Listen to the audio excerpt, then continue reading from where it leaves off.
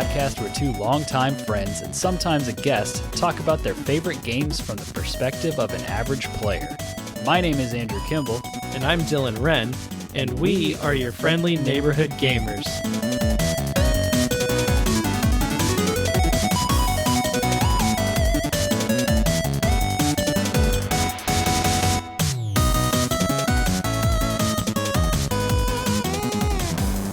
Mighty dragon, thou the true-born heir. Lend me thy strength, O kindred. Deliver me unto greater heights. Well,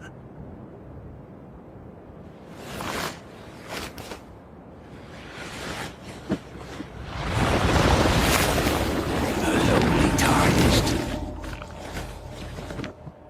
plain as a lord,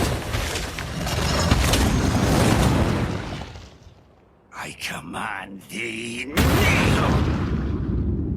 I am the lord of all that is golden. Welcome back to the neighborhood, everybody. My name is Andrew Kimball. Joining me, as always, Dylan Wren. How you doing, Dylan? Hey, can't complain. Doing all right. Complain already. It's been how many episodes? You still have nothing to complain about? I mean, I'm here doing this recording instead of playing Elden Ring, if you really want to complain. Yeah, I kind of feel the same way, but you know, we got to make some content. Well, maybe by the end of this episode, you'll have something to complain about because it has been long enough, ladies and gentlemen. We had to bring the dynamic duo back together. On this episode, joining us, Joe Sommer. How are you doing tonight? I'm doing ready to argue with Dylan on whatever he has to say. Yes. The people came for one thing. PC is great. We can just like kind of skim through this, like what's this game called? Like retired jewelry? Like I don't know. Let's just get into what the people want. Retired jewelry. He's been thinking about that all day. I cannot wait to see how this goes down. I love all of the like dumb extra names people have for Elden Ring. Mm-hmm. Yeah, so super happy to have Joe with us. For those that may not know, Joe was one of the co-hosts and consistent voices on Level Playing Field. He brought some levity and some pessimism to the voices and the crew there, making sure we didn't all get a little too high on things. He was always great at bringing us back down to earth, and we love him for that. But we're also talking about Elden Ring on this episode. So not only do we get to hear Dylan and Joe back again on a piece of content arguing about stuff that doesn't matter in the grand scheme of things, but we're also talking about one of currently like my favorite games that I played in a long time. So I'm very much looking forward to this episode. I don't know about you guys. Same. I feel like we can finally sit down and kind of like put all of our thought, because we've been playing this game for a while and talking about it. At least you and me, Andrew, we've been talking about it almost every day, if not every day. Yes. And so it'll be nice to sit down and actually like focus and hone all of our thoughts in one place for like 45 minutes to an hour. Yeah, you say all of our thoughts. I don't know if we'll get that far, but yeah.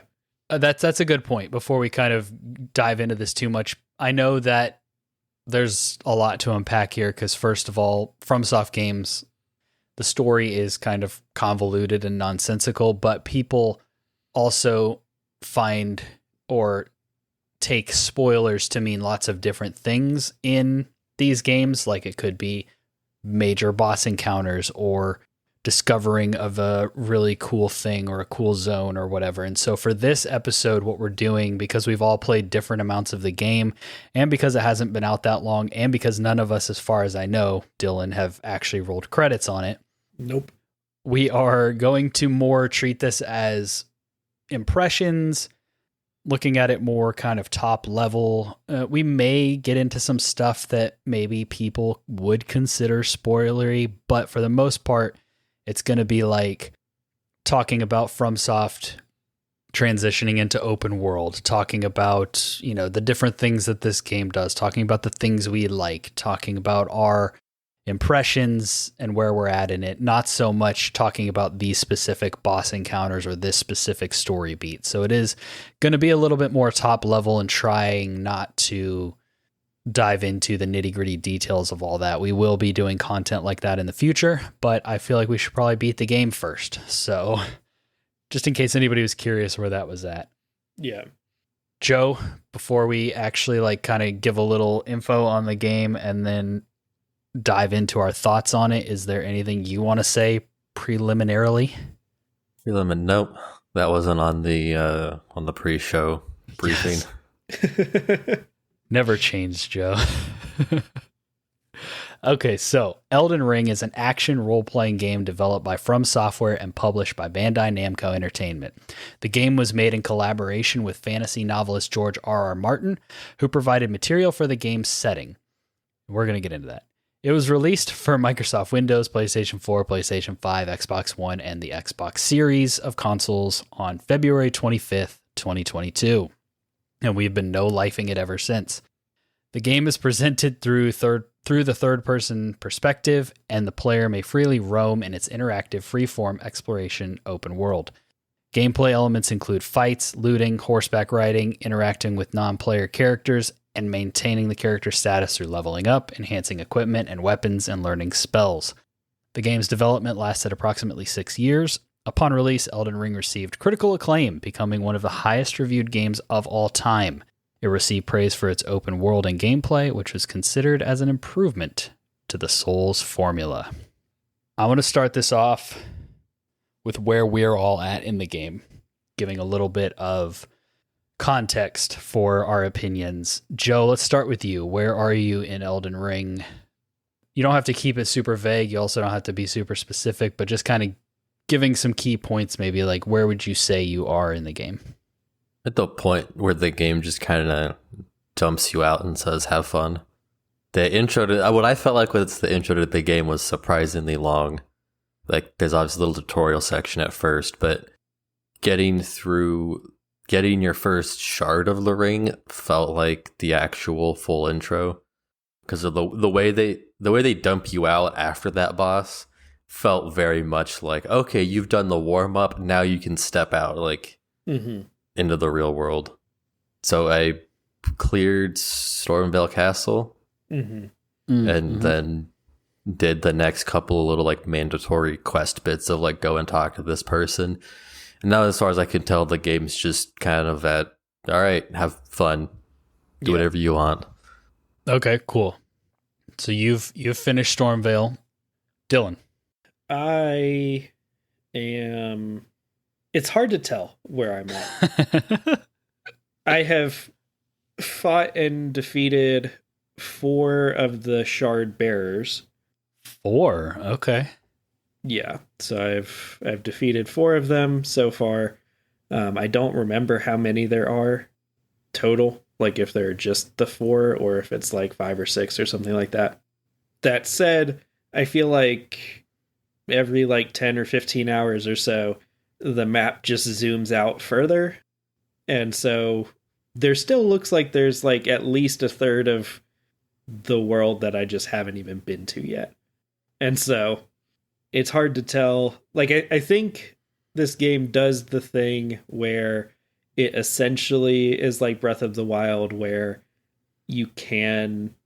It kind of just at this point, you are allowed to just go challenge the final boss, So I've gotten to that point where it's hey, you can go do this if you want to now. But I've just been exploring around. Okay. I know for a fact I've killed 3 of the story bosses, but you've got me thinking that maybe I've done 4, and we can talk about that later. But I'm at the point where I feel like I'm knocking on what could be like you said, that final area, but I have at least one area of the map that I know exists that I haven't figured out how to get to, and then potentially more beyond that I don't know exists. So I've I think if you putting a clock on it, I'm somewhere in the 40 to 50 hour range currently. Yeah. And there's on this playthrough, I'm trying to do as much stuff as I can before I hit credits. So even though I think I am kind of in the vicinity of where I could find credits, I am intentionally going other places and doing other things and having a blast doing it. For sure. Yeah, I think my game clock said like 80 hours earlier today. 80. Good Lord. So, there have been a few times where like I'm bad about going and doing something and forgetting and just kind of leaving my character sitting at a bonfire. So it's probably not quite that many. But yeah. Good Lord. Yeah. Okay, so let's talk about just kind of like our initial reactions and impressions. Joe, you're still the earliest on. Dylan and I are playing on Xbox. You're playing on PC. What are some of your kind of initial reactions or impressions of this game? First impression is that it feels very much in that way that booting up like Red Dead 2 for the first couple of hours or Breath of the Wild, where you got that feeling of like, this is a game I've played before, but this is something like new and next level. And with Red Dead, I think that maybe panned out a little too next level in the end, like the level of detail war as the game went on. But initially at first you're Lies, like false. you're like, holy, this is insane. Yeah. Like this is like the future. Mm-hmm. Like the initial reaction of getting into the open world of Elden Ring, you come out of like a little tutorial cave, felt very much like that. That's like, okay, that's like, it's obviously a Souls game. I know what this is, but also this is something pretty like new and crazy. Mm-hmm. And at first I really did just want to explore. You just kind of realized like, oh, I can just pick a direction and go, like, and this is like a pretty and open and inviting area. Like, this looks interesting. This isn't like getting dropped at the beginning of any of this. I guess Dark Souls 2 started out with like some nice locations, but Dark Souls 1 and 3 and Bloodborne drop you in, and they're just kind of like, screw you, you're in like the gutter. Yeah. Like, it's not inviting. This was inviting. And then after about 10 minutes, I think I died and remembered that the entire world wants to kill me. Yeah. Which is a little depressing because, like, at first I kind of just had gone down to a beach and there were like non-aggressive mobs down there. You know, you got like the deer and I think like some turtle, maybe some crabs. Like, nothing that's going to attack you. You're just kind of like, oh, this is like kind of nice. This is chill. And then something with a club beat me and I died, and it was like, all right. Yeah. It's kill or be killed world. And then from there, it's been a weird mix of like open world stuff that feels very different and feels good. It's that like, it's open world, but it's without all the Ubisoft style hand holding and meters and a billion objectives. It's just kind of like, hey, you see that? You want to go explore it? Cool, go do it. Mixed in with parts where you're like, okay, now I'm playing Dark Souls again. Yeah. You know, you get in some of the little like crypts are these neat one-off dungeons, and you're just like, oh, that's neat. Just kind of a cool little thing. And then you get into like Stormville Castle, and Stormville Castle is very, very Dark Souls, very screw you. Yeah. Yeah, you mentioned the Breath of the Wild comparison. That's been my kind of go-to comparison with this game. Does not play like Breath of the Wild, but it feels like what Breath of the Wild did to the traditional Zelda, 3D Zelda games up to that point.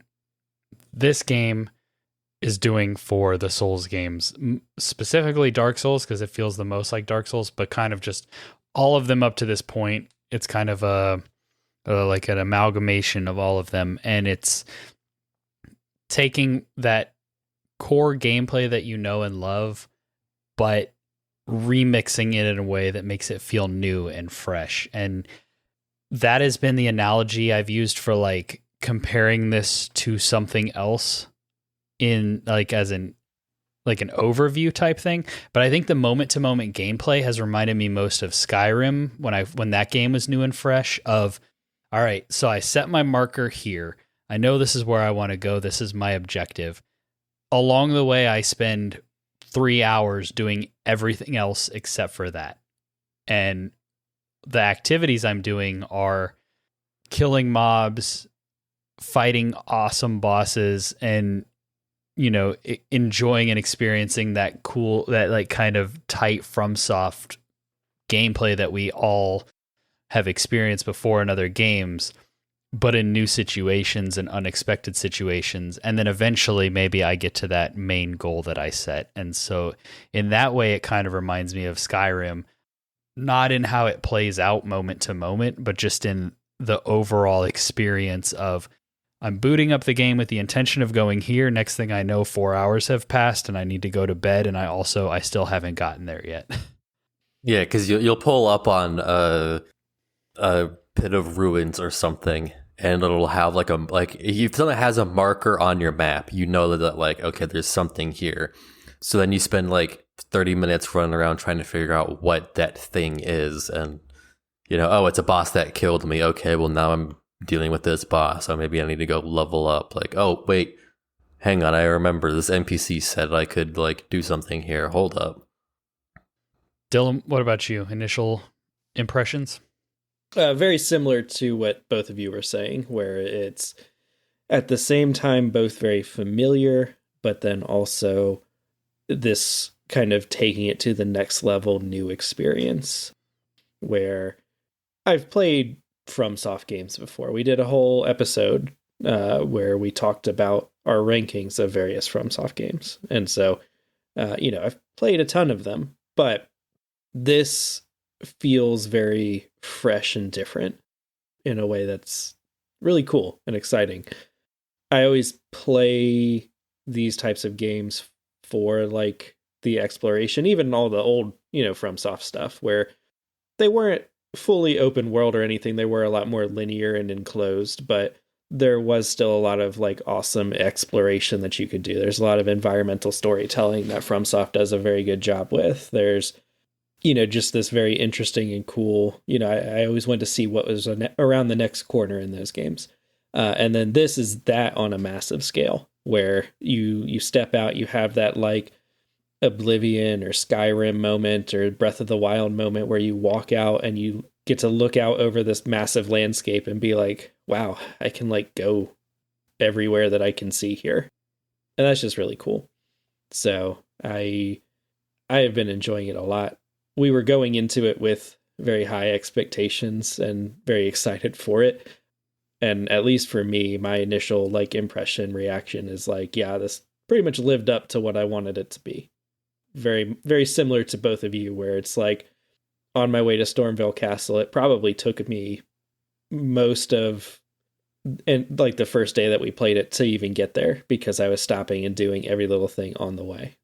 Taking that and kind of running into the next bullet point or thing I wanted to touch on is, this is the first FromSoft game that is not linear. So all of the FromSoft games have had kind of exploration at the forefront, and you are rewarded for poking around and exploring different environments and seeing what's behind this corner and seeing where this, ladder leads and how it loops back around to the first zone you ever started in, and all those kind of like really cool, awesome, surprising FromSoft moments. But you could still kind of plot out like a linear, or at least a looping map of hallways and structures and stuff, whereas this is legitimately open world. How do you guys feel that they did making that jump, taking their gameplay formula and morphing it or transforming it into an open world game? I think it's the realization of Dark Souls 1 and the vision that was put out there. If we let's just beat the Breath of the Wild comparisons to death, like everybody else. I mean, yeah, and people like Of course, we're probably like late to the game too, so by the time people listen to this, there's going to already be just shut up about Breath of the Wild already. Hey, I brought up Skyrim. I don't know if I've heard that many people It's so compared to hard Skyrim. it's so hard to help it when like you look at Breath of the Wild was the realization of the vision of Zelda 1. Mm-hmm. Yes. Like Zelda 1 was ahead of its time in terms of like the vision for that, the vibe of that was more ambitious than like what the technology could do at the time. Elden Ring feels like that to Dark Souls 1. Dark Souls 1 is, of what I've played of, and I haven't finished Sekiro or Bloodborne, and I haven't ever touched Demon Souls, but Dark Souls 1 is definitely the most open of the Dark Souls games and of the bit of Bloodborne I've played in Sekiro, because the rest of those games tend to pretty much be like, okay, here is the path. You start at the end of one zone and you keep going until you hit the end, and then you go to the next zone. Yeah. And Dark Souls, well, and then Dark Souls 2 was a little open. It was kind of this weird hybrid thing, but Dark Souls 1 was really like, it just dropped you in and said, okay, you can go up or down, pick one. And then when you go up or down, you're not necessarily like done there. You may need to backtrack through.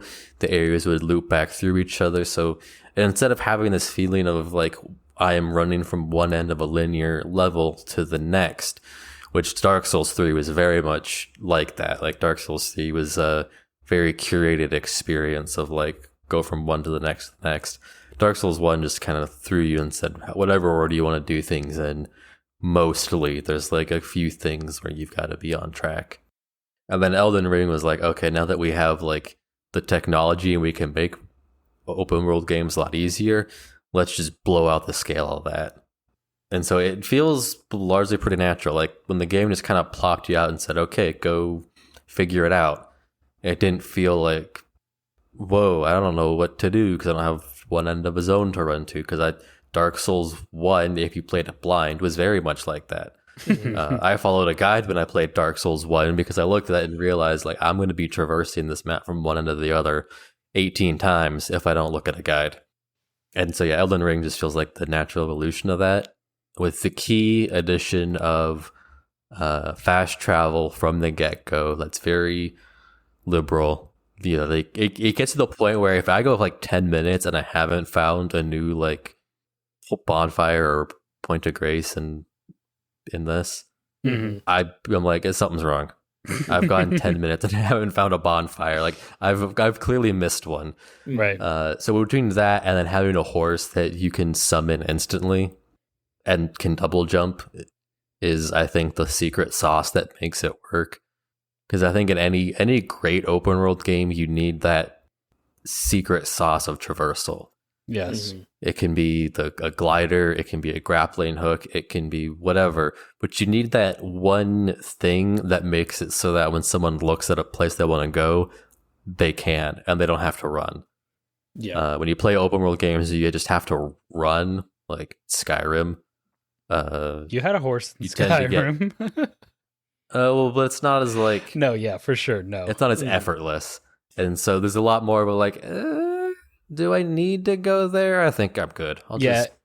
You're touching on a couple things that we're going to get to, I think, a little, like, that I want to get to a little bit later. Speaking to the horse, we're going to talk about that, and also running places, because when you play multiplayer, you can't use your horse. And Dylan and I have played some decent chunks of this game in multiplayer, and it definitely makes a difference. But I want to get Dylan's thoughts on the transition to open world before we move into some of those topics. So Dylan, how do you think that the Dark Souls formula transitioned into open world gameplay? I agree with what Joe is saying. I feel like it's a very sort of natural transition, a very, very much a realization of kind of what you can see that they've been going for a while here. You know, like Joe is saying, Dark Souls 1 had like 2 or 3 different directions you could go right at the start of the game, but it was a little bit more limited in what you could do. Dark Souls 2, I think, had like 3 or 4 different directions you could go at the start of the game, but at the end of the day, most of that was very much like you have to go through this zone to get here, this zone to get here, etc. And so even though there was some choice, it was still very linear. Dark Souls 3, same way. Bloodborne, very much the same way. And so while there were like larger, more open zones, they were still very much like at the end of the day, you have to like get to this place to get there, you know? Right. Or to progress through the level. Whereas this game feels very much like, you know, if you don't want to do Stormvale Castle, you can just skip it. You don't have to go in there. You can go around the side or whatever. Yeah. If you want to immediately run into the poisony swamp area, you can kind of just do that. No one wants to do that. Except Right? for Miyazaki. In an interview or a couple interviews, he was asked basically, you know, like, will there be poison swamps in this game, because it's like people's least favorite type of gameplay level design that you make? And his answer was essentially, and I'm paraphrasing off of memory here, but basically he's like, yeah, but I just love making them so much. So they're going to be in there because once I get started, I can't stop. And I just really like making them. And so, yes, Elden Ring will have a poison swamp area. But yeah, no, I think it is a very free game, you know, where it's like, hey, it does a good job, I think, of giving you the like points of grace with like a little direction of like, this is kind of the general direction you need to go to progress the story. But like, that's kind of more of a suggestion, you know, you don't have to do this. You can kind of go in a lot of different ways and take it in a lot of different areas. Like you guys were saying, it's important that getting around the open world it feels good. It doesn't feel like a hassle between being able to fast travel very easily from the beginning of the game and having a horse that is not annoying to deal with. And just like, you can still play it as though you're still playing like an old FromSoft game where, you know, like you can just progress through the first zone, go through Stormvale Castle. It opens up into the second big zone. You can go through that, progress through that, which opens into the third big zone. You know, like it still feels like you can understand how they're getting from point A to point B. It still feels like Dark Souls or a FromSoft game, but it's been like updated and improved. Where it's like, if you don't want to do this, now you have way more freedom to not. Like if I wanted to just go to certain zones in Dark Souls, it's like, well, I've got to beat like 7 other zones to get to this zone to get there. Right. Whereas in this, it's, you know, there's probably, we don't know everything about this game. I don't know that anyone knows everything about this game yet, but I would imagine that there's way more options to be like, hey, if you just want to like skip straight to like the big golden city zone, you can. I'm sure it's more challenging, but there's probably some way you could just decide to like run through and get there, you know? Yeah, I think you two have pretty much nailed all the points that I was going to make, except for I think that FromSoft made open world gameplay feel refreshing again. And they did it by giving you a very limited map and making you look at the open world to find things. You're running around either on foot or on your horse and being like, oh, that looks cool. Let me go check that out. Or, oh, that looks crazy. That looks cool. They give you a map, but the map is very limited. And I do think, and this is something that we'll talk about, you know, as we release content on this game and whatnot, but I think that there are definitely some improvements they could make on quest tracking and like completed objectives and completed dungeons and things like that.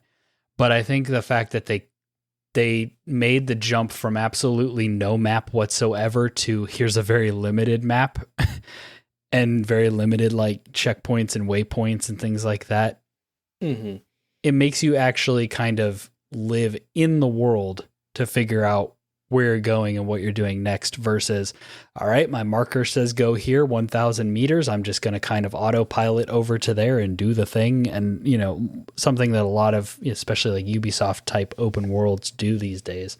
And I think that Elden Ring very much scaled that back to the absolute minimum. And in some ways it can be kind of frustrating or confusing, but it also gives it kind of a breath of fresh air and makes you actually learn the world and live in the world.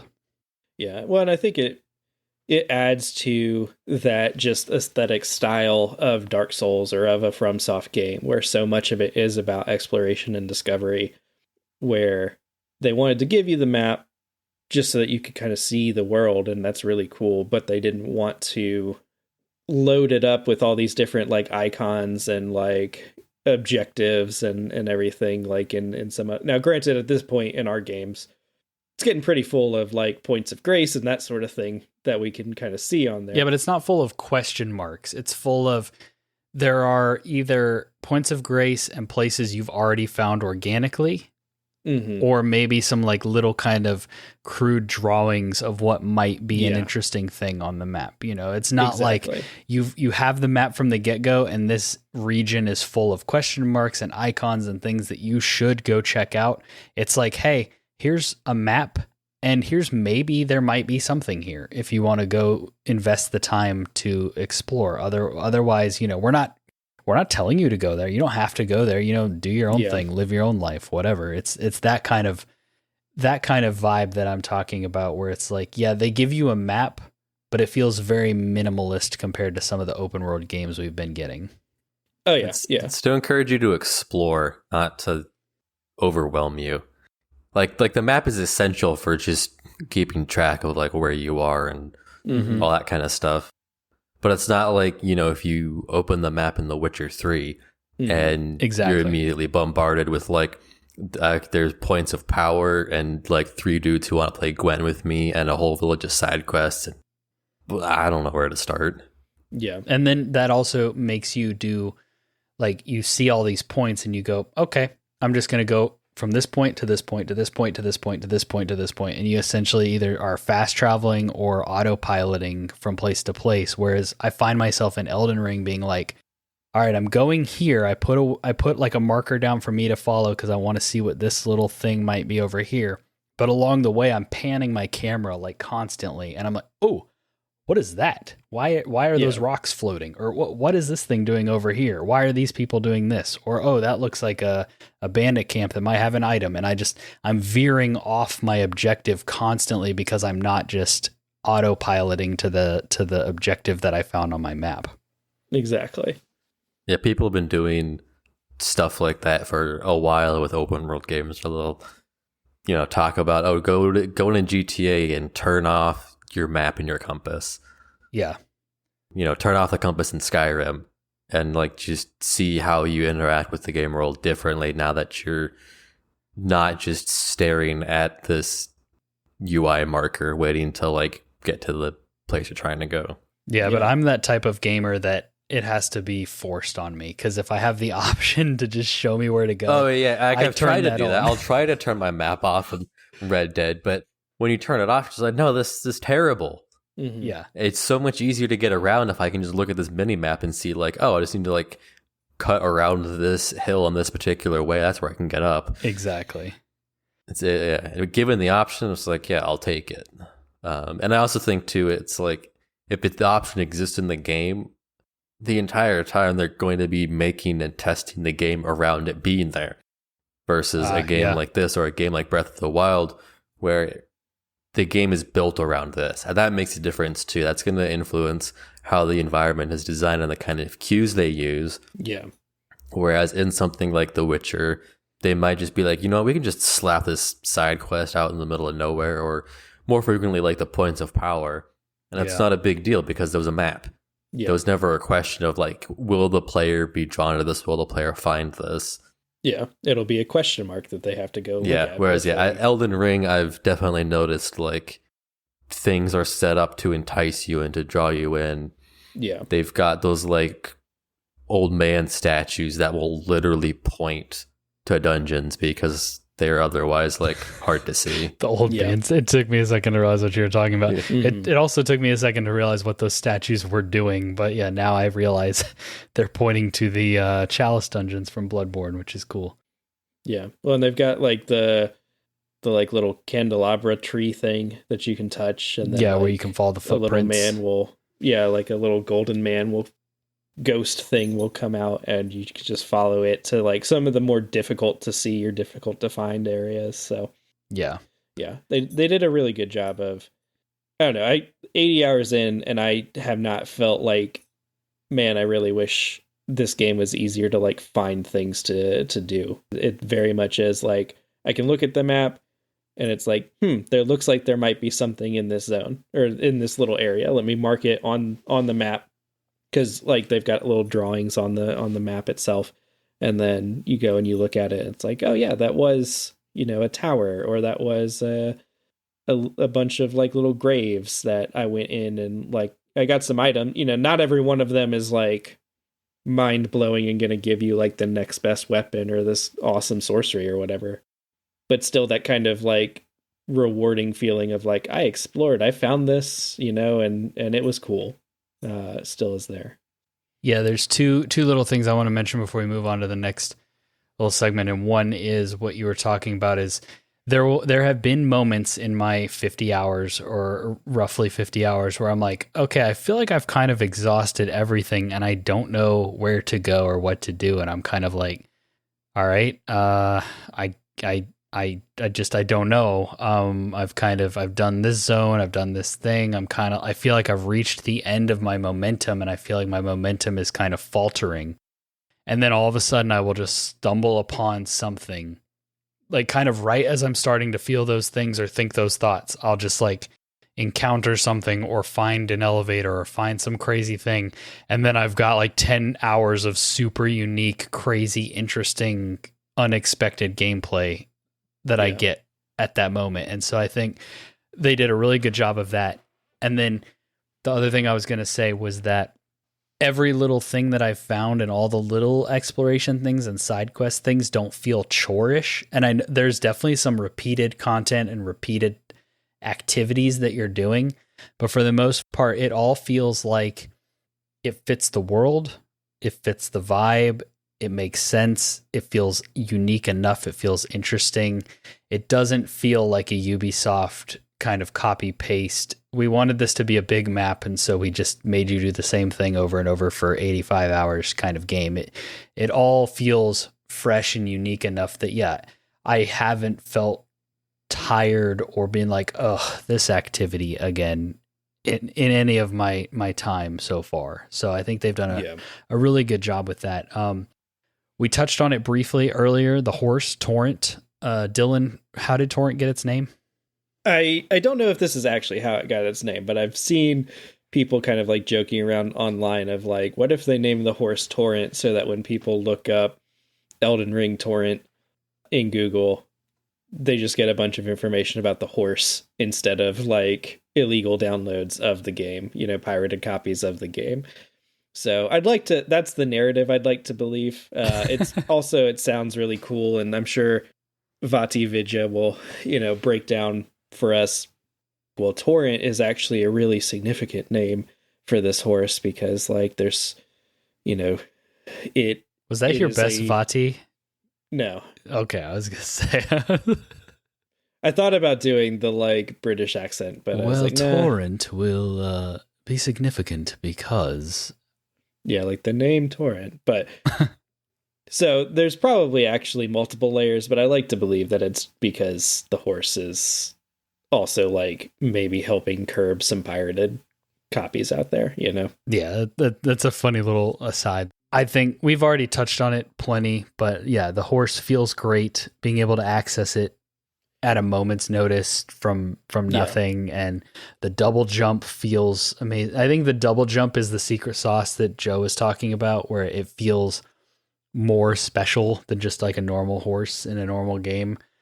It's also not really a horse. I was playing the other day, and my wife Abby was watching, and if you want to hear some of her thoughts on video games, you can go back and listen to some Level Playing Field episodes. But I hit one of the like jump pad things, which makes Torrent all of a sudden become like god tier at flying up a cliffside. And she was like, wow, your goat can really jump high. And I'm like, yeah, I mean, that's not wrong, because it's a horse sort of, but it has horns. Yeah. So I don't know if there's anything you guys wanted to mention on Torrent before we moved on. Yeah. I just like you kind of alluded to, the fact that you can summon it, and it's not like you're whistling and you have to like find which direction your horse magically spawned out of and is now running towards you, and you have to press like a button to then climb on it, and Roach gets stuck on a roof somewhere or whatever. Okay, we're not like, talking about Roach here. Roach is like literally the worst horse in all of gaming. but Zora just appears under you and you can just kind of take off, and it's very simple and very easy to do. The barrier between me wanting to be on my horse and being on my horse is so low that there's almost never like an opportunity for me to not be on the horse if I really just want to. I mean, you can just jump on them like mid-fight if you're in an area that lets you mount. Yep. Exactly. Just great. Because that is a big enabler for you getting to pick, like, is it explore time or is it fight time? Yep. And being able to do mounted combat too. The mounted combat feels surprisingly good. Yeah. Mm-hmm. And it's a nice way to deal with open world fights without like having to get into fight mode. I don't know about you guys, but like, when you get into a dungeon, it's like, for me, it's like almost a mental switch. Because you're going from playing an open world game to a rhythm game. And in the Souls games, I have wound up gravitating towards Colossal Sword as my weapon class of choice. Okay. Every time. Interesting. For completely unrelated reasons, I picked up the first volume of Berserk and loved it. So I've typed myself. And that's a very like rhythm focused weapon. Yeah, because You're it takes so long to slow swing. Yeah. Yeah, it's so you can't just spam R1. It's a very and so that ends up in like it's a different mindset, and so you'll be like exploring the open world, and you'll like find this camp, and you're just like, I kind of don't feel like that right now, so I'm just gonna spam heavy attacks from my horse and ride in circles until they're dead.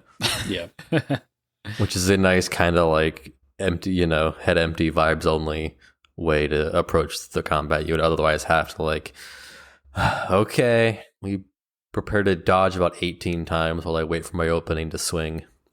So how do you feel about this game? Feels the most like Dark Souls 3 if we're going to compare it to another game, like button for button, swing for swing, but it has a jump, it has a sneak, it has improved weapon arts, it has the block counter attack, which I've been using much more lately, and I'm really starting to fall in love with it. But how do you guys feel about just kind of like the general moment to moment gameplay improvements that they've made in this game? Joe, we'll throw it to you since you're technically a guest. So I found out that the Ashes of War can be freely swapped around. Oh yes. Mm-hmm. There are some weapons that are like unique. But yes, in general, you can swap them around. Yeah, initial impression of the system was like, oh, I have put this thing on my weapon, and now it's stuck. Yeah. Mm-hmm. Because they have that duplication menu that makes it look like, that's really for if you want to put the same Art of War on two weapons that are like you have out at the same time. Yeah. Mm-hmm. But yeah, in general, you can freely swap, which is great. Unfortunately, because I've picked the colossal weapon subtype, I am locked out of like half of them. Mm-hmm. Just wait. You'll be fine. So I may go. The progression to doing colossal swords is like you start out with just a regular sword that you two-hand, and then you can get like a claymore, which is still just like a big sword. Yeah. Mm-hmm. And now I have this Zweihander, and I need to just sit and grind out some runes. You are going to find some incredibly special and dope colossal weapons before the game is over. Yeah, well, I've got the Game of Thrones one. Yeah, I just don't have the stats for it. That yet. one's cool, but I need to grind those out. I've found some that my character build is like a faith. It's like faith dex, but like it's like faith dex and then trailing right behind dex is strength. So it's kind of like a quality build with faith. So I can't wield any colossal weapons, but I've in the last probably 10 to 15 hours or so kind of mid game, I've picked up some weapons that maybe go, ooh, I kind of want to do a strength build on a run next. So you're definitely you're gonna find some super cool stuff down the road. I've heard that you can not maybe freely respec, but it's pretty there's free. an item you can get to respec later on, which is great because kind of the downside of the Souls games was that mages were usually super weak early and not appealing, but then like late in the game you'd be like, wow, this spell I found looks kind of sick. I wish I could use it, but I'm not going to make an entire new save for that. And now it looks like you can freely swap, and that is, I'm looking forward to being able to mess around later. It's more generous than past games. I wouldn't say it's like go into your menu and say I want to respec, but it is more generous than. Yeah, I mean, I haven't even found the item yet that lets you do it. Right. But Yeah. Later on, being able to try out the spell casting, that seems great. What else has been like? No, I guess was crafting in Dark Souls 3. Nope. We were Dylan and I were talking about crafting a little bit when we first started playing it. It's like crafting is basically essential for an open world game, because in previous FromSoft games, they're like, okay, we know you're going to travel this path at this point. You're going to need this item and you're going to need these many because this zone's poison. So here's your antidotes, yada, yada. And here it's like, you can go anywhere, do anything, and you can do it as many times as you want. So you kind of have to have like a way to be able to replenish these items, because they don't really know what route or how many times or what you're going to do. So yeah, I think the crafting was definitely, it was necessary. And I think they did a pretty good job in this game. Because it's in Dark Souls 3 or whatever, you had like 3 or 4 different vendors that just lived in your hub world that you could go and buy. Like, you know, if you were getting into the poison zone, you could buy like the antidotes or whatever from some of them or whatever. Or you could farm like enemies that would drop it and give it to you. But in this, it's like there are so many just random vendors out there in the world, a lot of which aren't like near a grace and marked, you know, like it's just kind of like you kind of stumble upon them. And so unless they're going to give every single one of those the exact same inventory, basically, you have to throw that crafting system in there. And, you know, a lot of it is just kind of the standard. Like in past FromSoft games, I didn't really utilize a lot of the consumables very much. Some of that I think was just because there was that impression of scarcity, because it was a little bit more difficult to get more of them if you wanted more of them. Whereas in this, I have found myself using consumables a lot more because I can just go craft some more, you know, and the gathering of the materials has been fairly easy. I haven't felt limited by, I don't know if I'm going to get more of this material or not. So far, everything that I've needed, I could easily find a zone that just gave me abundant amounts of it. And I guess the other gameplay thing that they've introduced in this game is the spirit summons. So you can now basically, you find a bell and it lets you summon spirits of either enemies that you found in the world and defeated, or whatever it might be.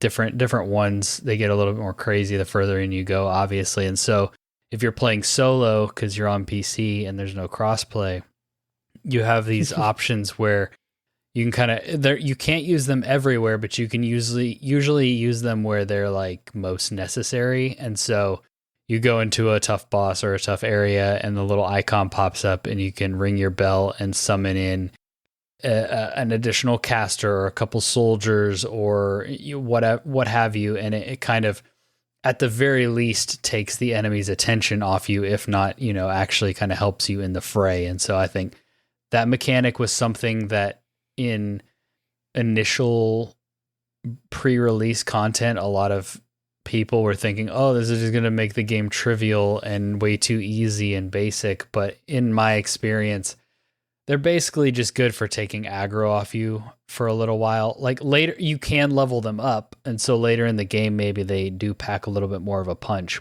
But for the most part, it's like, hey, it's just something to kind of tip the scales in your favor slightly. It's not a get out of jail free or an instant win kind of thing. It's like, okay, I'm going to drop these and the game is letting me drop these. So that probably means that if I didn't, this would be like really hard. So I think for an open world game with all these kind of features that benefit the player, they've done a really good job of balancing things. Yeah. Well, and I think that they've done we talked on one of our streams a little bit about game difficulty and that sort of thing. And I do feel like this game does a really good job of giving you a lot of these types of tools that you can go in and make the game a little bit easier for yourself if you wanted to, like the spirit summons, completely optional part of the game. There's nothing in the game that ever makes you use it. But if you're struggling with a boss and you want something to take the aggro off of you for like the 30 seconds to a minute that the spirit summon is going to last, then you can do that. You can summon it, use all of your magic points or whatever for it, and then hopefully get that just little leg up on the boss that lets you beat it. And there's a lot of like little things like that, I think, in this game that help out. Yeah. So as we're kind of coming to the end, I guess, of this conversation, there's a few more points I want to hit, but I want to ask you, Joe, as someone who has kind of recently come off of Stormvale, how you feeling about the more like traditional Dark Souls-y areas of this game, at least in your experience, like the legacy dungeons and the required, so to speak, boss fights? Stormvale was kind of rude. It was like pretty intense. After you get used to the open world and then you go to Stormvale Castle, and like, I gotta run for like more than 5 minutes to find a bonfire. Like, it's that old Dark Souls where you're just like, come on, there's got to be a bonfire. Come on, come on. And you just like, the bonfires are spaced really weirdly in that one. They're like, you get 2 at the front gate right off the bat, and then they're really stingy with them, and then you get 2 right before Godfrey's room, which seemed weird. I definitely did not explore. I explored most of it, but definitely probably missed some stuff because I was just kind of done. Yeah, I get that.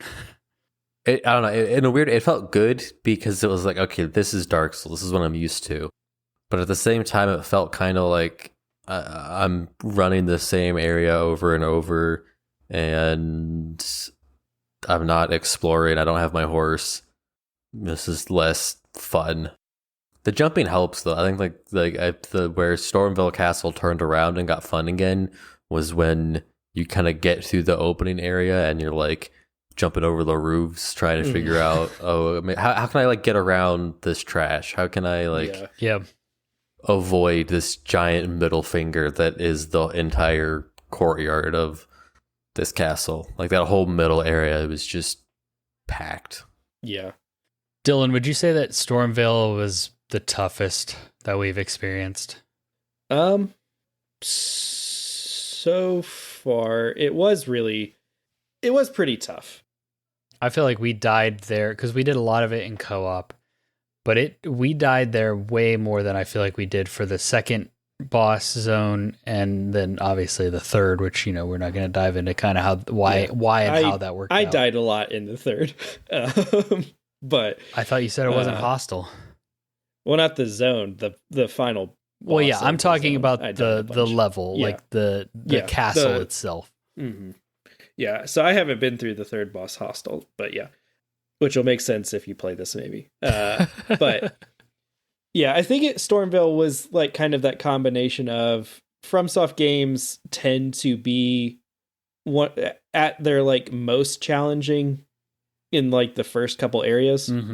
Just because you haven't like leveled up enough, you can't maybe use all of the weapons, your resources are a little bit more limited, plus just kind of getting your grips on like the game mechanics. So I do think there was a lot of that, but also it did feel like the giant FU courtyard that Joe was talking about really did feel kind of rude, and it definitely was a transition away from like the open world, but I did think they gave you a good ability to still be fairly mobile and, like you were saying, Joe, figure out these different ways to maybe like get through it, or like I remember just like running and remembering that I could jump and then jumping across this gap and skipping like a big chunk of the zone by just doing that. And so I do think there's a lot, like, so far for me, the legacy dungeons and those kind of things have been of the quality where I was like, if this all it was all the game was, like if it was just, Dark Souls 4 basically, and it was just these legacy dungeons kind of strung together, I was like, I'd be down for that. These are fun. I think you put this open world on top of it that's so good, and it just takes it to that next level. But the bosses in there are definitely way more, some of the most challenging that we've ever fought. Yeah, that's what I wanted to touch on was I can pretty much, with the exception of a few here and there, like take on side bosses solo and beat them within a few tries and feel good doing it because like I'm not a noob at this type of game, obviously, but it's like, okay, that was pretty tough, but I figured out what was going on. I beat it. I got the item. That was great. And then you go into the legacy dungeons and you find an actual like story boss. And if you're me, you die at least like 10 times, if not more, because they don't hold anything back. They don't pull any punches. They pull out all the stops so far and just they make them a spectacle, which is something I really like. All of these bosses are probably the most like visually impressive and cinematic since Sekiro and Bloodborne, but they're also just unforgiving and brutal and like, hey, this is the FromSoft that you were bracing for. If you know anything about these games, is like these are the bosses that you were expecting and worried about, and they're like, oh yeah, you guys think that the trick is just to circle around and smack the booty? No, not anymore. No, that doesn't work here anymore. And so it very much feels like FromSoft seeing how the community has figured out how to manipulate and abuse their boss design and being like, yeah, we got an answer for that now. Figure this out. Mm-hmm. And so far I've enjoyed them all on a very like cinematic and production like kind of level, but they have been the most frustrating and like challenging parts of this game. And I mean that in a good way. Like they don't feel cheap necessarily, cheaply challenging or frustrating, but they feel tough. Joe, you beat Godric the Grafted? Yeah. Yeah. What I mean when I say that is like the way that it cuts from him screaming in gameplay to a cutscene where he's still screaming and like, does the thing he does with the dragon head. That's the kind of stuff that I feel is like dumb because like, I mean, I get that like, it's got to have the story beat or whatever, but it's just a little slight like had to really stretch suspension of disbelief. Like I am not just gonna sit there and like let this cutscene play out as like the player character. Oh yeah, like just sit there and watch him scream. Yeah, you just sit there. I'm like, no, I'm gonna keep trying to beat him. No, yeah, I definitely get that, but I think that the way that they like tied the gameplay to that cutscene back into gameplay was like really cool, and I think that a lot of that kind of also happened in Sekiro and some of the later games, but is really like kind of been pushed to the next level in Elden Ring. And so from that standpoint, I think they really like knocked it out of the park with these legacy bosses, but they are tough, very challenging. I have one more question before we move into kind of like anything negative or things we'd like to see different about this game. And that is, do we think that George R.R. Martin did anything for Elden Ring? Who knows? Yeah. Legitimately, like, I can't. I'd believe that maybe he came up with like some of the more broad overreaching ideas or like helped come up with some of the names of the characters because, Godric and Godfrey and, some of those names are a little bit more high fantasy than some of FromSoft's like previous stuff and Miyazaki's previous stuff. And like the world tree stuff, maybe. But yeah, it's so far nothing that I've really encountered in the game has made me stop and be like, that doesn't remind me of anything from previous games, And the storytelling's not any different. It's not like, oh, we have a very strong narrative through line here that George R. R. Martin helped write, and all the other side stuff that is still cool but not necessary was probably Miyazaki. It's like, no, George R. R. Martin probably took the Elden Ring and the fingers and all the stuff and was like, hey, Lord of the Rings is cool. How do I make that slightly different? And and then Miyazaki is like, all right, now how do I make that twisted? But I remember hearing about like an interview or something with George R. R. Martin. And like I said, this is like second or third hand at this point because I heard it from someone who heard it. But it was like, basically they flew him over in the initial early like planning phases, had a couple meetings with him where they were like, hey, this is kind of what we're thinking. What do you think? Oh, that sounds cool. Let's change this to this. Let's do this thing. And then they flew him home and that was it. Yeah. And that sounds right. Yeah, if you saw him on the street and were like, yo, what do you think of Elden Ring? He'd be like, wait, what is that? Oh, yeah. You mean that video game thing? Yeah. Yeah. His so he put out a blog post. I think that's what I heard about. Or a couple days after it came out. Current mood bouncy. Yes. I just want to observe his mood is bouncy, and he's got like a little like alien emoji like. Yeah, this is what I heard of. Yes, yeah. Go ahead and read it verbatim. Yeah, and so but it's really short. He just says it came out last week. It's gotten really good reviews. He says they brought him on to do their world building, but then mentions down in the next paragraph, I'm honored to have met them and worked with them and to have played a part, however small, in creating this fantastic world. Yeah. And making Elden Ring the landmark mega hit that it is. Which comes off as like, he's really psyched that it did well, but isn't talking about what he actually did. So it feels like he was a consultant with a name. Yeah. Mm-hmm. Very much. Feels like maybe he like wrote a thing, which he also feels unnecessary because I feel like if George R. R. Martin had no hand in this game, FromSoft and Miyazaki would have released the same level of quality thing that we're experiencing now. Yeah, well, Brandon Sanderson went on a bit of a rant on a podcast, and he is the second most recognizable name in fantasy, like in contemporary fantasy. Just raised $14.5 million, right? Yeah. He launched a Kickstarter like a week ago to self-publish his.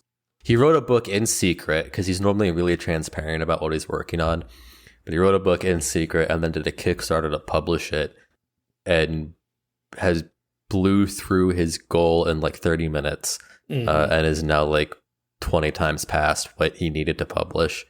So he's decently big, and went on a rant that wasn't like he has an issue with George R. R. Martin. He just kind of was annoyed. He was like, I've actually played your games. He's like, if you guys want like a contemporary fantasy name, like you could pick the guy who has actually played your games and knows what games are. Yeah. Mm-hmm. So there's no evidence that like George R. R. Martin was actually like involved in the big fan of the thing his name is on. Exactly. It's more so just like, hey, this is the guy that was doing Game of Thrones. Like that's because it's a typical recognize. Like Dark Souls story, you know? It's Yeah. nothing that's like, oh, this is a different story. Just like, okay, between all this weird like jumbling and talking to literal fingers, this is a Dark Souls game. Like spoilers. There was a source of power. The source of power is broken. I'm part of the like lowest caste of society, and I'm gonna be the one to like reignite the power. And Yeah. Yep. Yeah. That's. I was feeling the same thing. Just wanted to make sure you guys are on the same page with me there. But yeah. Before we kind of bring this segment to a close and move into our game for this episode, let's talk about the negatives.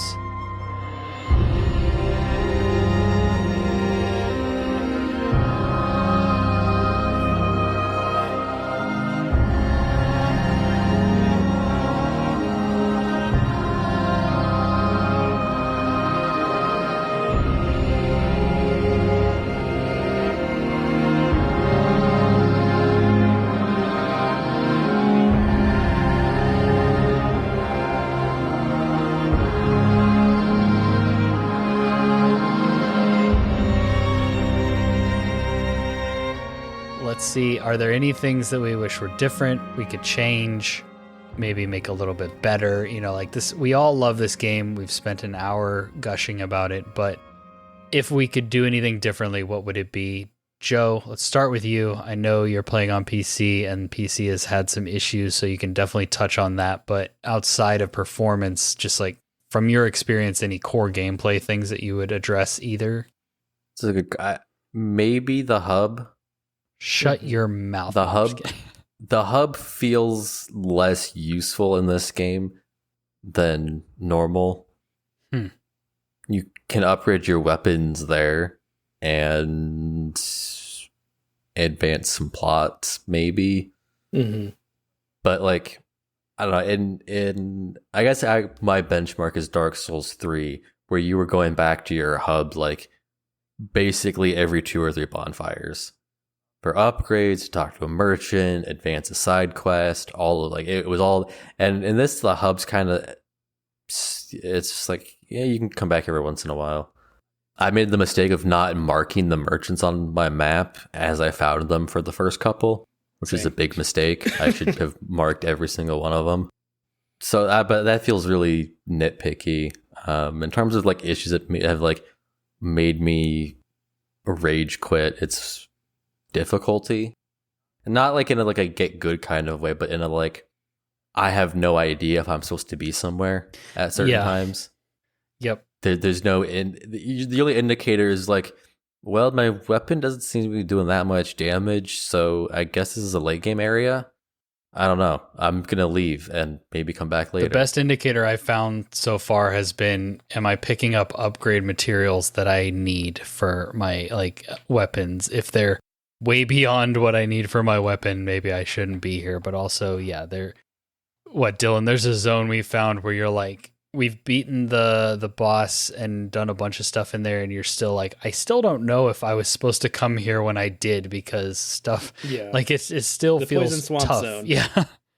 Yeah, the poison swamp zone. Like, we were doing one quest that had us go there, but then there was a separate quest that was telling us to go to like another place, and like having gone back to the other place after completing the poison swamp zone, it's so much easier that I'm just kind of like, yeah, I feel like maybe I did these out of order potentially, which is fine. Like the poison swamp's a good one, because I've cleared the castle, I've cleared the Libyan Peninsula, I've like done everything in that starting zone. Obviously, the first time I tried to go to the poison swamp, I got my ass kicked. But then I was like, okay, well, I've done a bunch of stuff. Let me go back there. Okay, nope, this still doesn't feel right. And I don't know if like that area is just supposed to be extra screw you hard unless you build a lot of resistance gear, or am I truly meant to come back to that area when I'm like level 50 or 60, not level 30? Yeah. So it would have probably been weird to have seen level indicators, just because that's not really FromSoft style, but it's still like some sort of indication on like, okay, you should be here. The teleporters you can find early on that like warp you to the capital. That's a little more common sense. You look at the map and you look at the distance that you just teleported, and you can kind of go, well, probably shouldn't be here. Yeah. But again, you don't actually know. Like, you could just think, oh, maybe the story wants me to go here, and you grind against a wall for an hour. And I think some of that too is like, we're all playing this kind of at the cutting edge of this, where there isn't really like a bunch of walkthroughs and stuff online. We're all kind of discovering it together, which is really cool and really fun. But also like, there is kind of that idea of like, am I supposed to be here or am I supposed to be somewhere else? It kind of looks like, according to the map, I could go here, but it feels very hard. Am I doing something wrong? So yeah, no, I agree, Joe. It feels very like antithetical to what FromSoft is and how they do things, but it also would be nice, because that kind of plays in for me. I don't want my map to look like The Witcher, but there are certain things where it's like, I wish that maybe when I did find like a merchant, that maybe there was some sort of like marker indicator that I didn't have to put there myself that would indicate that there's a merchant there. Or just like, you've done this mine already. Yeah, like so there That's definitely the big one. yeah, there Have have been I mines beaten the that I've boss or whatever? exactly like just even just like a little check mark up next to the grace of like that area. That's kind of like you've beaten the boss of this area. It would be nice. I don't think FromSoft will do it, but there have definitely been mines or zones or something where I've gone in, I've found like the grace point in there, and I've been like, well, I'm gonna go do something else Yeah. now. And now there are so many different points of grace on my map and so many different things that it's kind of like, I know there was like something in this area that I didn't do. Where was it? Is this it? Is this not it? I don't know. And like you were saying, Joe, I wasn't very good at like going in and just kind of marking like what I've done and what I haven't at the very beginning. Yeah, you really have to mark or make sure you kind of do things in a like, if I skip over something, I come back to that within like an hour or two Yeah. to prevent that. Because Yeah. otherwise if you like go, 5 hours and haven't come back to that thing, you've forgotten about it.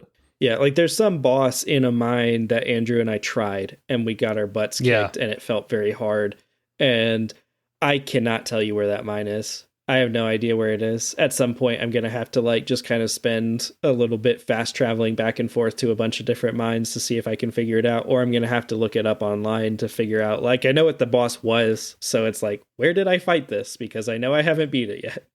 Yeah, I think I'm slowly getting to the point where I'm fine wikiing stuff to remember where it was. I think I've seen enough of the game so that like I'm no longer at that, oh, I don't want spoilers or anything like that. I think I'm like, okay, I've seen enough, and having some concrete answers would be nice.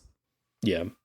Yeah, I've looked up a few things for like story, like characters quests that I don't want to miss. And that's kind of my, I guess, thing I wish was different. And I'm going to kind of riff off of Fightin' Cowboy, who is like a YouTuber that I really enjoy his Souls content. He does really good walkthroughs and videos like that. And so on his review for this game, one of his only negatives next to PC for performance, which is what I'm going to throw it to you for next, Joe, is there are character quests and side quests where he would do like a couple parts of it and then never see that character again because the world is vast, the world is crazy. They might tell you, hey, I'm headed north, but you don't know where they're going to be, what they're going to be doing, where, like, how to find them necessarily. And so in the linear FromSoft games, it's a lot more easy to just be traveling down the path that FromSoft has built for you and be like, oh, I saw you earlier and now I'm seeing you again. I'll talk to you and progress your thing. Or they go back to your hub world. In this game, it's like, I saw you at the beginning, then I didn't see you for a while, and then maybe you popped up here, and then I lost you forever. And and so there are some things that FromSoft does with their game design that fits maybe a little bit better in their older way of developing games that didn't quite translate as well to the jump to open world. And I think that side quests and character quests are one of those things. And so like there's one particular character that I'm not afraid to look things up for because I want to make sure that I get that quest completed. The rest of them I'm kind of like, if I do it, I do it. If not, I don't. And I'm going to do a walkthrough playthrough probably next time I play the game. But yeah, I think quest design like the, and side the characters. blind girl with who asked for the grapes. I'm so worried that like her next waiting point is going to be someplace that like I've already cleared, and then I'll just like never spot her again. If you're like everybody else on this call, you will lose her and never find her again. Yeah. I have a grape to give her. I have no idea where she is though. So yeah. Yeah, like I found her, didn't have one, and I was worried that like cause I wasn't really sure where the grapes came from, and Still not. like, and so I'm just kind of like I was like, I'm gonna go like 10 hours and then find one and like give it to her, and then she's gonna go to where I was at like 3 hours ago, and that's just it. I'll have to wiki it.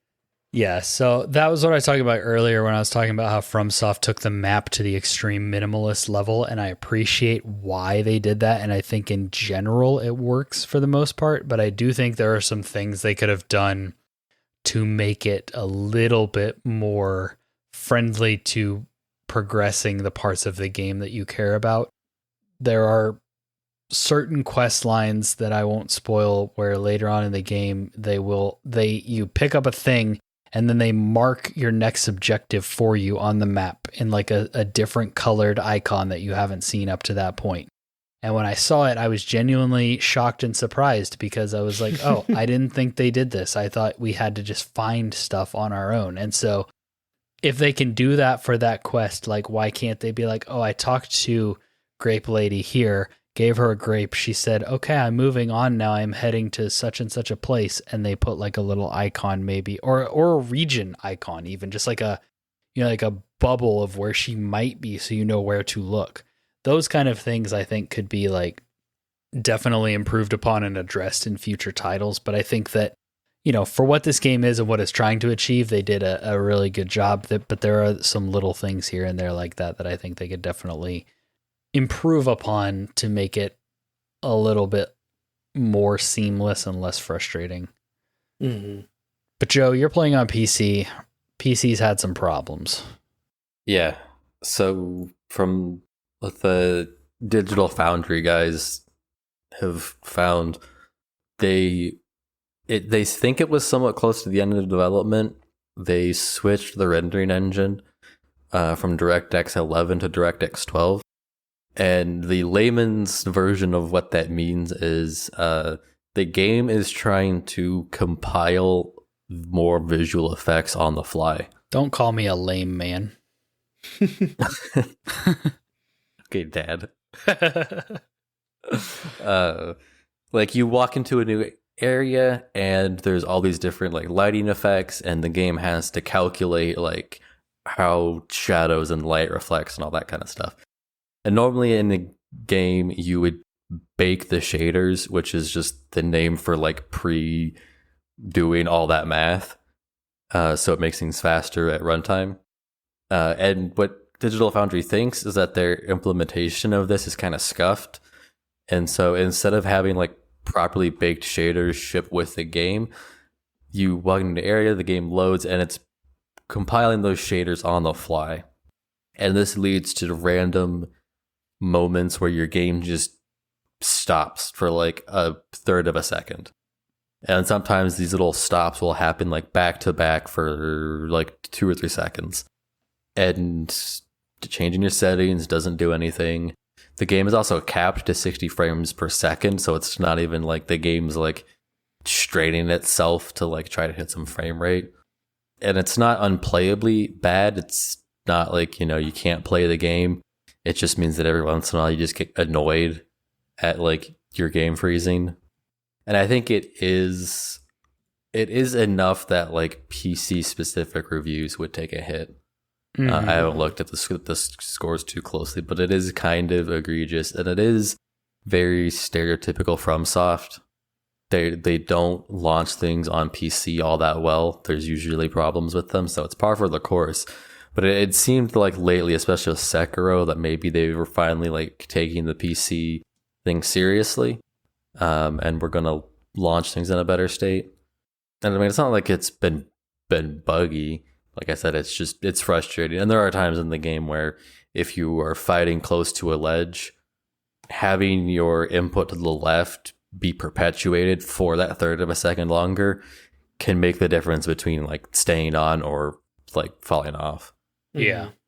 At Stormville Castle, when you go around the side and you're like on the edge of the castle, mm-hmm. that area was rough. And there were some times where I just had to like, kind of hand off the controller and take a couple hits from NPCs to let the game just finish loading without me like trying to send inputs in there and go flipping off an edge. Now I know they've released a few patches for especially PC and 1 or 2 for PS5. So hopefully this will all be taken care of soon. Yeah. I mean, this is a longer term fix. This is something that they'll have like fixed in a month or two kind of a scale, not Right. like a, quick week one patch. Yeah. It's unfortunate to hear. I know that a lot of like Fightin' Cowboy, who I referenced earlier, he played the game on PC for his first playthrough and said that he had some significant frame rate drops and some different issues that came up. He was playing pre-release though. So they are patching things. Basically, I guess Xbox is king because Dylan and I are playing on Xbox Series X and have had no problems. And it seems like PC and PS5 players are having a few issues here and there. So I guess you guys just made the wrong decision in the console wars. But all that stupidness aside, yeah, it is unfortunate that the PC is struggling like that. But eventually, I have no doubt it will be fixed. It's just like when will they finally get it ironed out? But it's good to hear that it's not completely game breaking, but it can be frustrating in a game where like one wrong move can cost you a battle where like the game may take that away from you. So definitely something to keep into consideration. Before we move into our closing segment for this episode, Dylan and I are definitely going to touch on things like where we were going, how we would score this game, where we would rank it in our FromSoft rankings and things like that. We're going to touch on that in future content. But Joe, since we have you here, I want you to quickly give me what is your ranking for the FromSoft games that you've played. Because like you said, you've never played Demon Souls. You've touched Sekiro maybe a little bit. You've played a little bit of Bloodborne. You're mostly a Dark Souls guy. How would you rank those games? Where do you think Elden Ring would fit in that ranking as of now? And where do you think it's going to fit in the industry? And I guess that's about it. Where does it fit for you? Where does it fit in the industry? Oh boy. How do I answer this without dragging this episode out another half hour? So bottom to top, Sekiro, Dark Souls 1, Dark Souls 2, Bloodborne, Dark Souls 3 / Elden Ring. Okay. Well, we'll see how Elden Ring pans out. I think the main thing is Dark Souls 3 is perhaps my favorite. And also how Sekiro and Bloodborne pan out, because you are in like World 1-1 of both those games. So just for anybody that's listening, that's like how I'm in 1-2 of Bloodborne. okay, surely. but still. Like anybody who might be pretty early. listening that's like, how dare he disrespect Sekiro or Bloodborne like that? It's like, yeah. I mean Bloodborne, I played. I've beaten a few bosses and have played enough to be like, okay, I kind of get a good sense of this. This is fun. I want to keep going. Yeah, but Nothing that's like too like, obviously not like in depth, but I'm like, okay, yeah, this is solid. And then the first like 4 hours of Sekiro were not fun. yeah, okay. And I don't blame I thought myself. you said you were going to come on here and disagree with me, Joe. What are we doing here? And I really thought I was gonna like try, because Dark Souls 3, like that's how it all started. Was just one day I said, you know what, I'm done running from my problem of Dark Souls games. I'm gonna sit down and I'm just gonna work on it. And then I did, and it was great. And then I tried to do it with Sekiro, and I failed twice. And I think I just need to not blame myself anymore. I think I just need to go, you know what? This doesn't spark joy, so why am I doing it? Just get good. Okay, but you're saying Elden Ring could be at the top of your list. How do you think it's going to shake out for the industry? I think we're going to be tired of hearing about it in 2 years, which is about when every studio is going to have like ripped it off in some form. Okay. Just like we've gotten tired of hearing about everything being compared to Dark Souls. Yeah. This is the Dark Souls of first-person shooters. This is the Dark Souls of rhythm games, which is actually just Dark Souls. But let me back up a little bit. How do you think, like, where do you think Elden Ring is going to land this year? You think it's Game of the Year? Oh, I think let me think about what else is coming out. God of year. War and potentially Breath of the Wild 2 have not come out and said they are not releasing this year, but they are not also currently confirmed. God of War 2 could knock it out. Just because of all the Sony bias in the industry, it's ridiculous. Well, because like I mean, I'm just basing it off of the like half of God of War that I've played, which is that God of War is a much more like human story, Right? Yeah. and Ironic. has like it has that intangible quality where you're just like people who get paid to talk about video games and have opinions about them are going to eat this up, versus something like the Dark Souls games, which have always come off as more of a one for the boys. So you're to saying speak. it's Oscar bait? That's what you're saying. Yeah, Okay. that's the succinct way of putting that point. Okay, but Elden Ring has a chance. You're saying Elden Ring definitely has a chance. Well, it's if Elden Ring doesn't get, like, if God of War takes Game of the Year, they would give Elden Ring like best action adventure game best or whatever. action. Yeah, like it would basically just split it. I feel like Get running up, Joe. runner up. Yeah, best direction. Like, nice. Well, let's see. Joe, you're technically a guest. Dylan, I'll also throw it to you. Do you guys have anything you want to mention about Elden Ring before we move into our closing segment? Dylan, you and I are definitely going to be talking more about this game on future content. So if anything was left unsaid, we will probably get to it at some point. Yeah. Last comment is send me your double greatsword builds. If anyone has one. Where do they send that, Joe? That's a good question. At Khazak DK on Twitter. And I'm not going to spell that, so good luck. What? We can't know his last name because we're not on that level yet, but I can't believe you did that. You can definitely send them just to any way you can interact with this podcast, and I will pass them on to Joe. Well, that's what I'm supposed to do on a podcast, is plug my own socials. I know, but then you're not willing to spell them, so. Yeah, well, yeah. I mean, no, okay, if you really were going to at me with your double greatsword builds, right into the actual podcast. Like, we can get that far. Yeah. He'll see it if you comment on our Twitter. And then you get the extra win of making me feel bad for not like giving you my actual social spelled out. Oh man. Some things never change. We just get older and fatter, but some things never change. It's fantastic. Dylan, do you have anything that you want to mention? I mean, like you said, we'll be talking a lot about this, I'm sure, in the coming year or 3. But you know, if you have never played a Dark Souls game or a FromSoft game, and for some reason you're still listening to this after like an hour and a half, this does feel like a much more approachable FromSoft game, especially if you like get on board with the multiplayer stuff, because they have made the multiplayer a whole lot easier to do.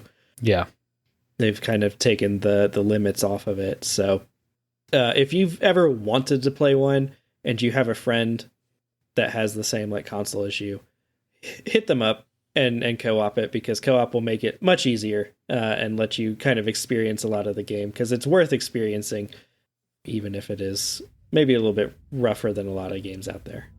Well, with that, let's move into our closing game for this episode.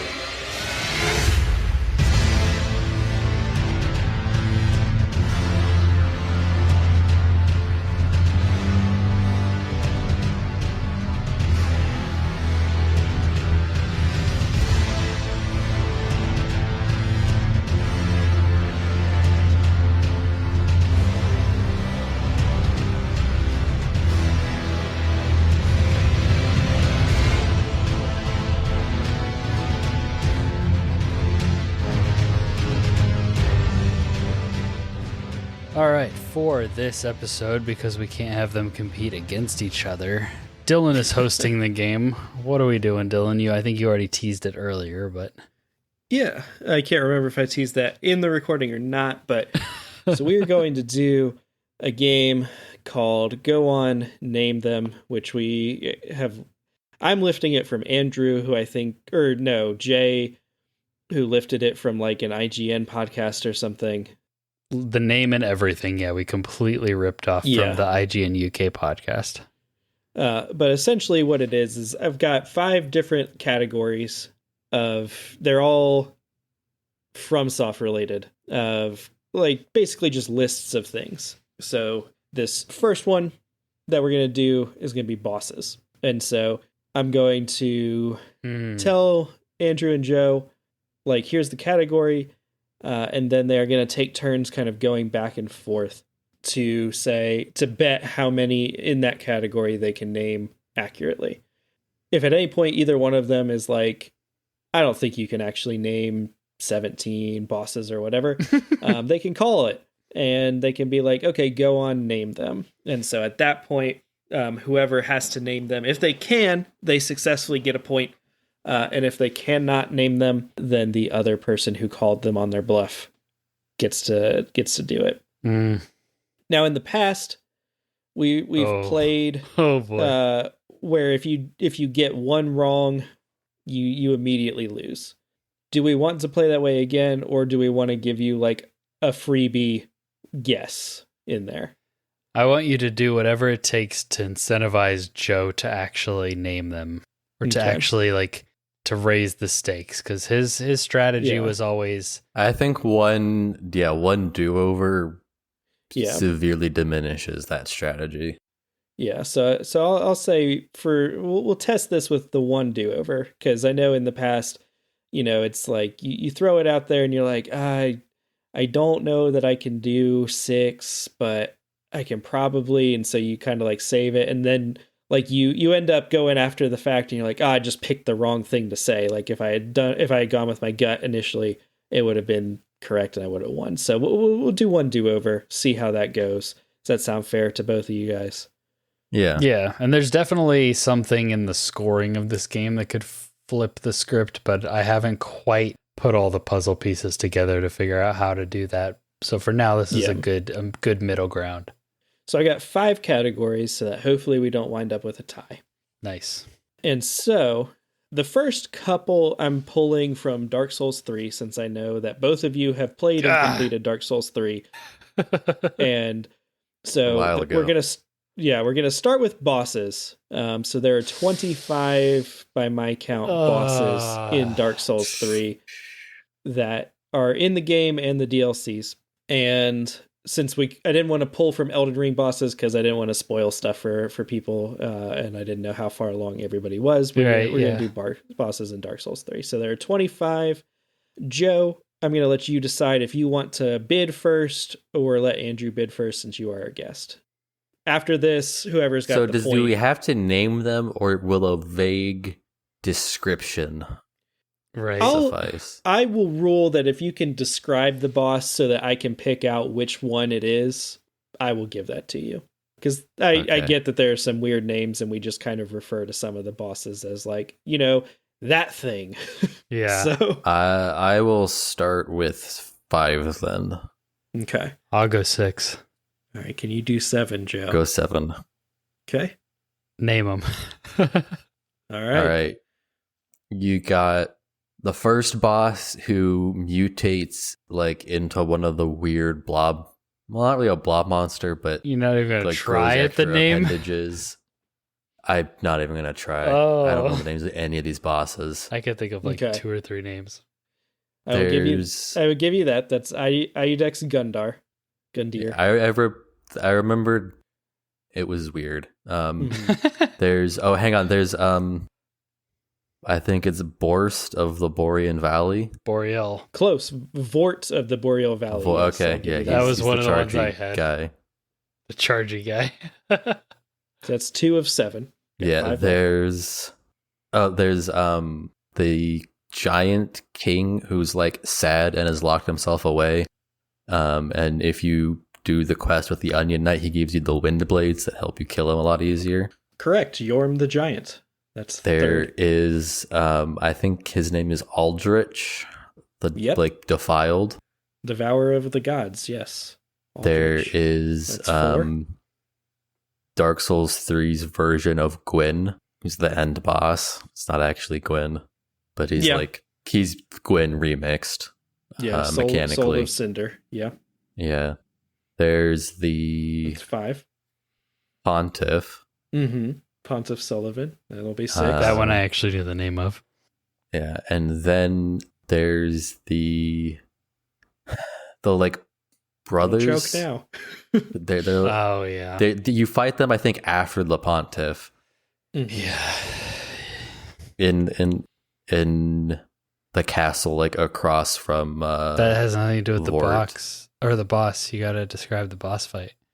Yeah, well, it's two brothers. Like one is like possessing the other, and the boss fight is trying to destroy the body of the like quote littler brother, I think, who's been like puppeteering his older brother. Lothric and Lorien. I had the dancer. It was one of mine. Yep. All right, so Joe got 7. So Nice. he has the point. There's also the Curse Rotted Greatwood, the Crystal Sage. I'm surprised you didn't say Abyss Watchers, Joe.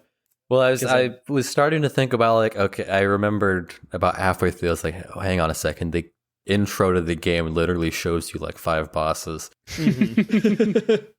But I decided to rely on bosses I remembered versus trying to remember the intro Yeah. and then remember the bosses from that. Yeah. Deacons of the Deep, High Lord Wolnir, Old Demon King, Dancer, Dragon Slayer Armor, Osiris, Champion Gundyr, the Ancient Wyvern, the Nameless King, Sister Friede, the Champions Gravetender and Great Wolf, the Demon in Pain and Demon from Below, Half-Light, Dark Eater Midir, and Slave Knight Gale. Good job. So Joe has a point. The next category that we're going to do, I also lifted from Dark Souls 3 because I didn't want to spoil Elden Ring at all. And so there are 9 covenants that you can join in Dark Souls 3. So we're going to... who has the advantage? The person who bids first or not? I don't know if it really depends on the category. Okay. So we'll make Joe bid first then, so that Andrew has more information. And so since you've got a point, Joe, you're in the lead. You'll go ahead and bid first. 9 covenants. 2. How many do you think you can name? 2. All right. Andrew? 3. Okay. Do it. Name them. All right. Go ahead and name them, Andrew. So, do I have to name them, or can I like describe where you find them? You can describe where you find them. Okay, because I couldn't name any. I was completely bluffing. So there's the one you can find.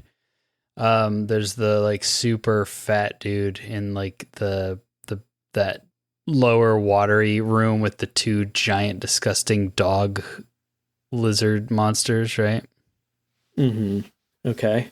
That is, I believe, the Aldrich Faithful.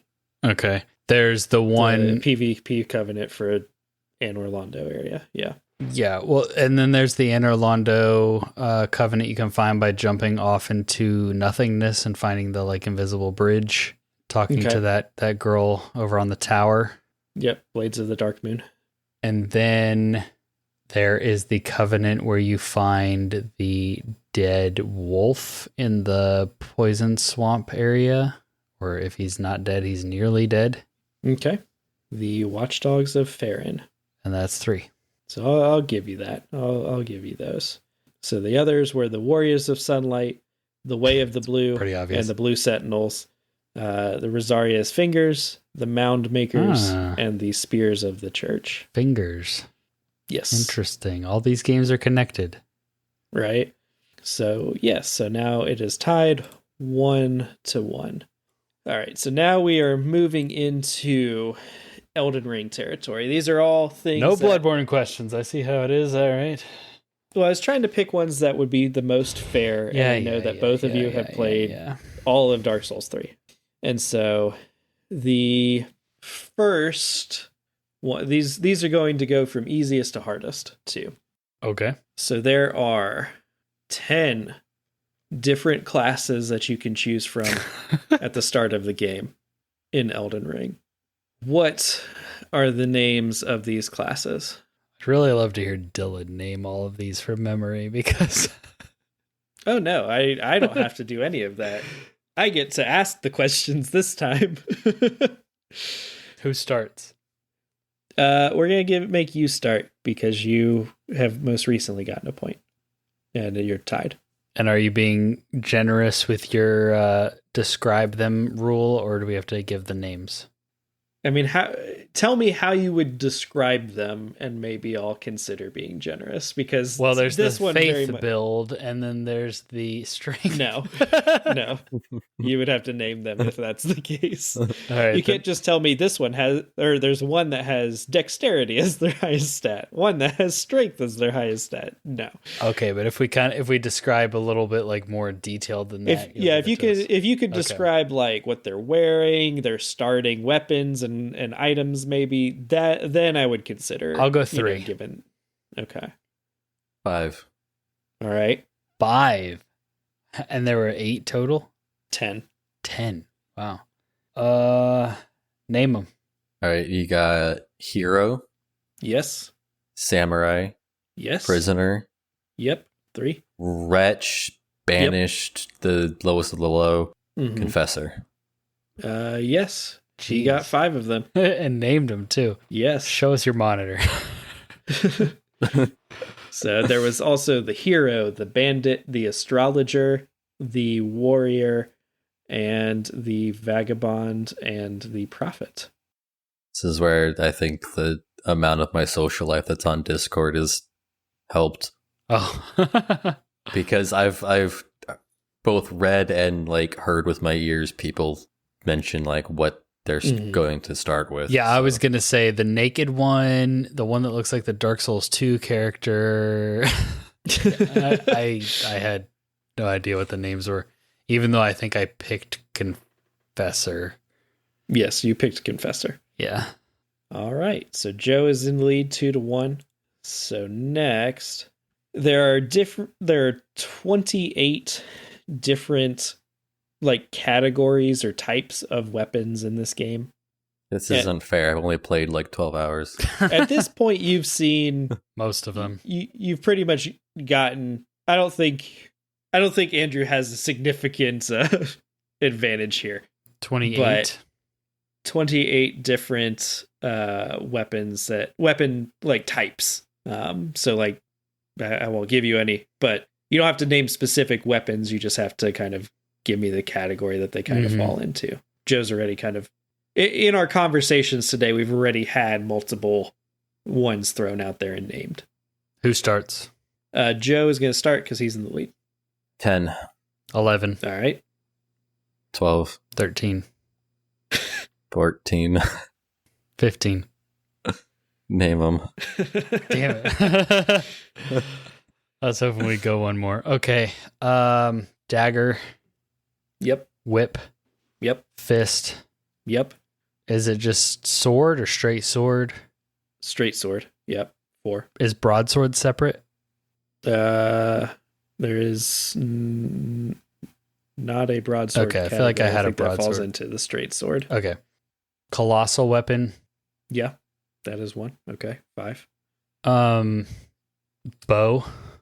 Yeah, 6. Crossbow. 7. Is it talisman? Is that the casting? I'll give you that one. Sacred Seal. Sacred Seal. Okay. It's been talisman in previous games, so that's 8. Staff. Yes. Twin blade. All right, 9 and 10. Did I say fist? Yep, you have. Okay. So you're still at 10. Okay. Got 5 more. Let's see. I was definitely hoping that Joe would take that last bluff. Let's see. I feel like I had at least one more, but now my mind's going blank. Let's see. What was it? Like a halberd. Yeah. Okay. That is a category of weapon. Yeah. 11. I have 4 more. Yep. Is a shield count? This is not including shields. I should clarify. that at the Damn it. You can hit people with a shield. Okay. Scythe. Okay. Yeah. They call it reapers, but yeah, Reaper. I'll give Okay. you scythe. That's 12. I I was wrong. There aren't 28. There are 31. Wow. Not that helps you. Even worse. And you're sure I've said fist already? Yes. Yes, I am. Okay. It was one of the first ones you named. Yeah, I think it was like number 3 or 4. If I can think of one more, I feel like I might be I might have to concede to Joe. Let's see. Are there, I don't know if this is cheating. Are there multiple varieties of sword? I don't know if I've used my gimme yet. My mulligan. Like I'll let like is longsword its own category? you have not used your gimme yet. I'll tell you, longsword. It's not. It's longsword specifically is not its own category. Okay. Because yeah, I feel like there's more swords, but I guess not. Man, 31 is. I already said that. I feel like at this point, this is where Jay would be saying, like, "All right." Yeah, I think it's. I think it's. I think that's it. I think I've hit the wall. So that'll be another point for Joe. So Joe is 1. We're gonna keep it going and let him, play for honor. What other weapons were there? So all right. So this is you're going to be annoyed because there are a bunch of like little categories that for some reason are broken up. So there's axes. God, yep. Okay. Which is one I feel like you could have gotten. Axes or maces. Yeah. Yeah. Ballistas. Wouldn't have got that. Bows. Claws. Yep. Colossal swords. Oh, okay. And separately, colossal weapons. Okay. Crossbows. Curved great swords. This is bullshit. Swords. This is garbage. Daggers. Fists. Flails. I could have said staffs. flails. Great axes. Yeah. Great bows. No. Great spears. Okay, it makes sense great now. Swords. Halberds. Hammers. Heavy thrusting swords. Katanas. Light bows. Katanas. I should have got that. Scythes. Sacred seals. Spears. Straight swords. Spear. Thrusting swords. Torches. Twin blades. Torches. Warhammers. And whips. So there's like 2 or 3 in there that I feel like, okay, yeah, I could have maybe got those and those would have counted. But then it's like the subcategory nonsense, I feel like is, I was trying to help you out there by being like, specifically long swords is not, but that doesn't mean there aren't other types of swords out there. But yeah. Okay. Yep. Okay. All right. I'll take it. And so the final one, the one that I think is probably the most difficult, is there are 9 keepsakes that you can choose from at the very start of the game to start with. In previous like Dark Souls games, these were your starting gift. Yeah. Can you name the 9? How many of the 9? Because I don't think you can name all of them. How many of the 9 do you think you can name? And Joe, we'll start with you. 2. 4. Go. All right. So I'm going to take a little bit of grace here, but you got the one that gives you an extra healing flask. Yeah, golden seed. Okay. Yeah. Then you've got the one that gives you the imp summons. Yep. Fanged imp ashes. You've got one that gives you souls. Yes, you have a lands between rune. And then you've got the one that let's see. So I said souls, imps, and healing. Oh, is there something that gives you a buff to overall HP? Yeah. I'll give you that one. There's a talisman. Crimson Amber medallion. Talisman. Okay. Yeah, that gives you. It's like it would be a ring. I couldn't remember what it was. I was thinking ring, but it's not ring in this game. I'm still trying to get used to the terminology. But yeah, a ring that boosts your HP. Yeah, so that's 4. There's also you can get a cracked pot.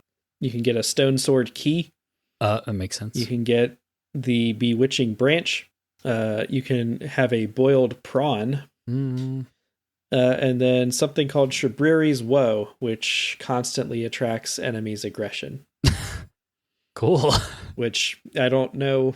Maybe that's more useful in like co-op or something. Yeah, if you want to roll a tank. I feel like all the enemies are very aggressive to you anyway. So, but yeah.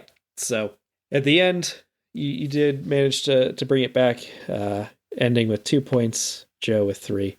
Good game. Good job, Joe. You proud of yourself? You won your least favorite game of all time? Yeah, that's a pretty good. Awesome. Cool. Well, as we wind down this episode and we wrap this one up, throw it back to you, Joe. Is there anything you do want to plug or anything you want to say in closing for this episode? I think I'm good. Left it all on the field, coach. Perfect. That's what love to hear it. Dylan, anything you want to say in closing? No, I think we covered it all. So if you're still here, thanks for listening. Yeah, and I will just say a little bit of housekeeping, I guess. We've been streaming this game on Twitch, so you can go check out those. There's going to be a video of Twitch highlights coming up. There's going to be a YouTube video based on our Elden Ring impressions coming up, probably with a special guest soon. And a lot of cool stuff going on our other channels. Check us out on TikTok and Instagram and Twitter to see an amazing pro level boss fight in Elden Ring that I did that I don't think I've gotten enough praise for yet. So if you want to go check that out and give me some likes and some validation, I was really proud of it. So with all of that being said, I just want to thank everybody for listening, and we will catch you guys on the next episode.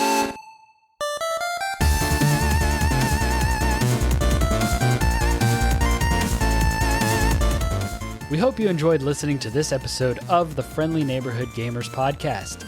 If so, we would greatly appreciate your help in growing the show and the community by giving us a 5-star rating and review on Apple Podcasts and any other podcasting app that allows it.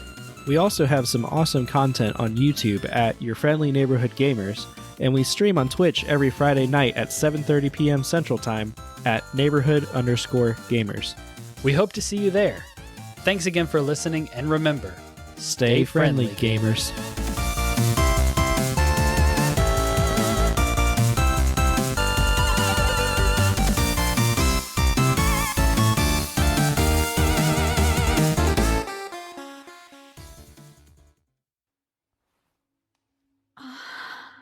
My beloved, have no fear. I will hold thee. Patience. Ye will be countless born, forever and ever.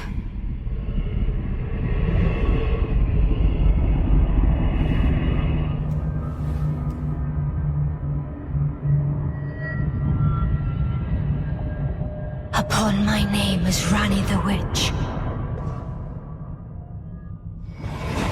Mother's rich slumber shall not be disturbed by thee. Foul trespasser. Send word far and wide.